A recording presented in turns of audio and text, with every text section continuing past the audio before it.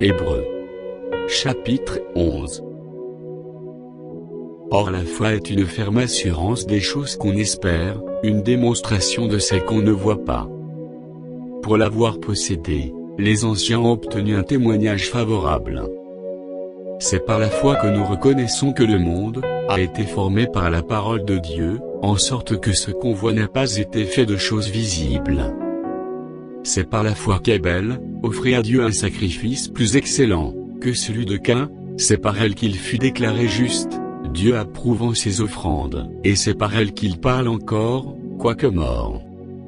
C'est par la foi qu'Enoch fut enlevé, pour qu'il ne vît point la mort, et qu'il ne parut plus parce que Dieu l'avait enlevé, car, avant son enlèvement, il avait reçu le témoignage, qu'il était agréable à Dieu.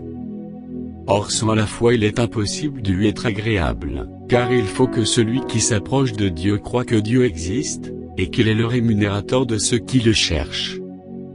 C'est par la foi que Noé, divinement averti des choses qu'on ne voyait pas encore, et saisi d'une crainte respectueuse, construisit une arche pour sauver sa famille. C'est par elle qu'il condamna le monde, et devint héritier de la justice, qui s'obtient par la foi.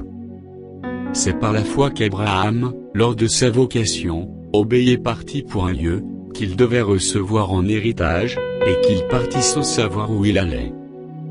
C'est par la foi qu'il vint s'établir dans la terre promise comme dans une terre étrangère, habitant sous des tentes, ainsi qu'Isaac et Jacob, les cohéritiers de la même promesse.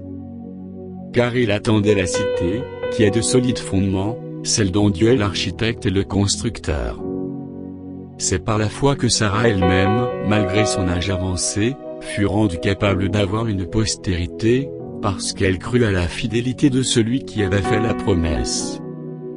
C'est pourquoi d'un seul homme, déjà usé de corps, naquit une postérité nombreuse, comme les étoiles du ciel, comme le sable qui est sur le bord de la mer et qu'on ne peut compter. C'est dans la foi qu'ils sont tous morts, sans avoir obtenu les choses promises, mais ils les ont vues et saluées de loin, reconnaissant qu'ils étaient étrangers, et voyageurs sur la terre. Ceux qui parlent ainsi montrent qu'ils cherchent une patrie. S'ils avaient eu en vue celle d'où ils étaient sortis, ils auraient eu le temps d'y retourner. Mais maintenant ils en désirent une meilleure, c'est-à-dire une céleste. C'est pourquoi Dieu n'a pas honte d'être appelé leur Dieu, car il leur a préparé une cité. C'est par la foi qu'Abraham offrit Isaac, lorsqu'il fut mis à l'épreuve, et qu'il offrit son fils unique, lui qui avait reçu les promesses, et à qui il avait été dit, « En Isaac sera nommé, pour toi une postérité. » Il pensait que Dieu est puissant, même pour ressusciter les morts, aussi le recouvra-t-il, par une sorte de résurrection. C'est par la foi qu'Isaac bénit Jacob et Ésaü, en vue des choses à venir. C'est par la foi que Jacob mourant bénit chacun des fils de Joseph, et qu'il adora, appuyé sur l'extrémité de son bâton. C'est par la foi que Joseph mourant, fit mention de la sortie des fils d'Israël, et qu'il donna des ordres au sujet de ses os. C'est par la foi que Moïse, à sa naissance, fut caché pendant 3 mois par ses parents, parce qu'ils virent que l'enfant était beau, et qu'ils ne craignirent pas l'ordre du roi.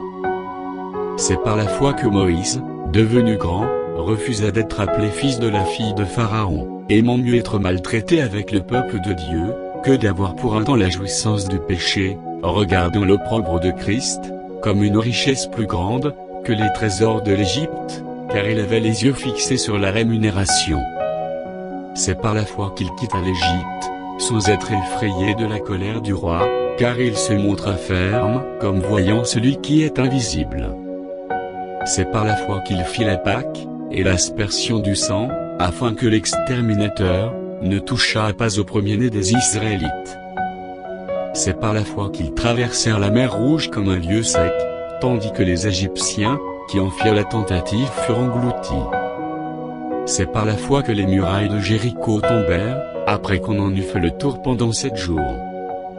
C'est par la foi que Rahab la prostituée ne périt pas avec les rebelles, parce qu'elle avait reçu les espions avec bienveillance. Et que dirais-je encore? Car le temps me manquerait pour parler de Gédéon, de Barak, de Samson, de Jephthé, de David, de Samuel, et des prophètes, qui, par la foi, vainquirent des royaumes, exercèrent la justice, obtinrent des promesses, fermèrent la gueule des lions, éteignirent la puissance du feu, échappèrent aux tranchants de l'épée, guérirent de leurs maladies, furent vaillants à la guerre, mirent en fuite des armées étrangères. Des femmes recouvrèrent leurs morts, par la résurrection, d'autres furent livrées au tourment, et n'acceptèrent point de délivrance, afin d'obtenir une meilleure résurrection. D'autres subirent les moqueries et le fouet, les chaînes et la prison. Ils furent lapidés, sciés, torturés, ils moururent tués par l'épée, ils allèrent çà et là vêtus de peaux de brebis et de peaux de chèvre, dénués de tout, persécutés, maltraités, eux dont le monde n'était pas digne, errant dans les déserts et les montagnes, dans les cavernes et les antres de la terre.